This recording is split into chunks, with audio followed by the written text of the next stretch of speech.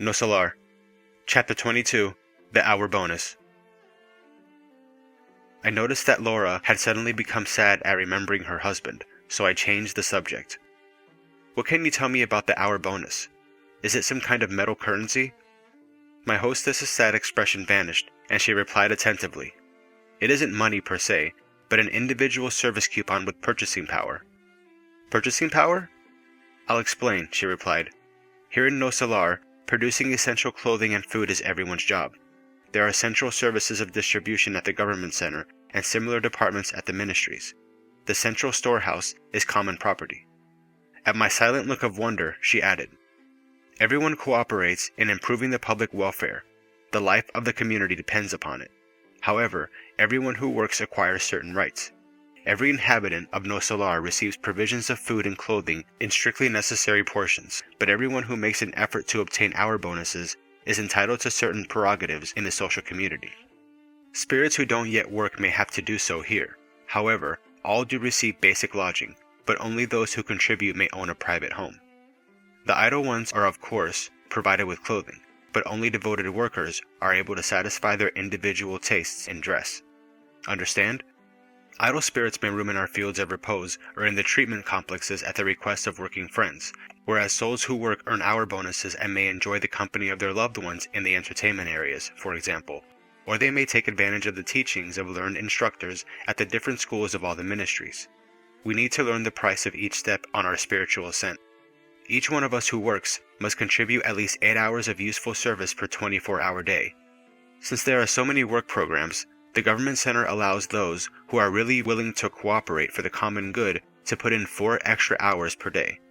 Thus, many earn as much as 72 hour bonuses per week, not counting those earned in sacrificial service, for which the bonuses are doubled and sometimes tripled. Then is the hour bonus the only standard of payment?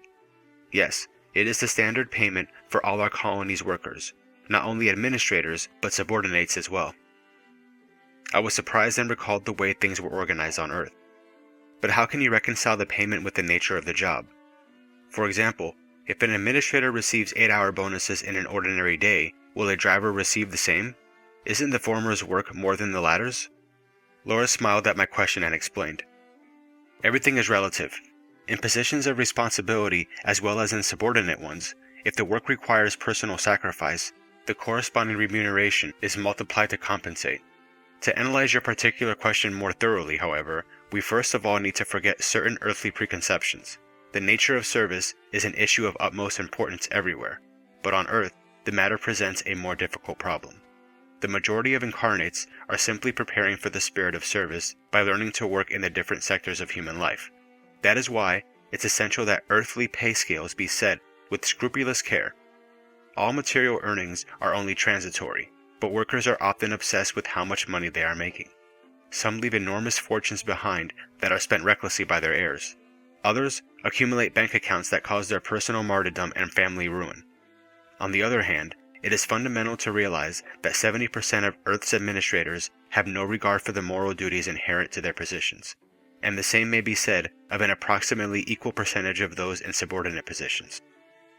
Almost all of them complain about a lack of professional incentive in spite of receiving salaries in keeping with the positions they hold. Governments and companies pay doctors who neglect their duties and turn to other interests, and they pay ordinary workers who merely kill time. Where is the spirit of service? There are specialists in the finance industry who have never fully realized the responsibility of their obligations. They take advantage of favorable laws, and like poisonous flies on sacred bread, demand facilities, huge bonuses, and pensions. You must realize, however, that all of them will pay dearly for their negligence. The time is still far off when social institutions will be able to fairly evaluate the quality of someone's labor, because on the higher spiritual planes, work is never compensated without taking into consideration the moral value that has been exerted. These words awakened me to new concepts. Noticing my thirst for learning, my friend continued. An individual's real earnings are of a spiritual nature, and in our organization, the hour bonus varies considerably according to the nature of the job. In the Ministry of Regeneration, for example, we have the Regeneration Hour Bonus. In the Ministry of Elucidation, we have the Elucidation Hour Bonus, and so on. Hence, when we examine the issue of someone's spiritual merit, we have to check the individual's work record to determine what kind of service has been rendered. The real earnings consist in experience, education, enrichment through divine blessings, and increased potential. Accordingly, diligence and dedication mean almost everything. Since this is a transitional city, most of us are preparing ourselves with an eye on having to return to physical circles. Following such a principle, it's only natural that a person who has put in 5,000 hours at a job in regenerative work will have earned a greater measure of sublime effort on his own behalf. One who has worked 6,000 hours in the ministry of elucidation will have become wiser. We may spend our hour bonuses, however, because our individual file contains a record of the time we spend in useful service. It is even more valuable than hour bonuses because it entitles us to valuable privileges. Her explanations interested me deeply. Can we spend our hour bonuses on behalf of friends? I asked. Certainly, she answered. We can share the blessings of our effort with whomever we please. It's a faithful worker's inalienable right. Thousands and thousands of individuals here in Nosso Lar have benefited from friendship and fraternal devotion. She smiled and continued. The more work time we contribute, the greater the number of intercessions we are allowed.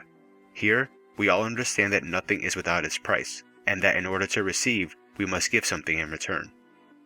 So, asking for something is a highly significant event for each one of us because only those who have earned the right are in any position to ask favors and provide help. Understand? What about inheritance? I inquired. That complication isn't of any concern here, Laura replied, smiling. For example, let's examine my own case.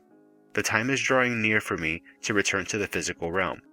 I have 3,000 assistance hour bonuses in my personal service account. I cannot leave them to my daughter who is about to arrive.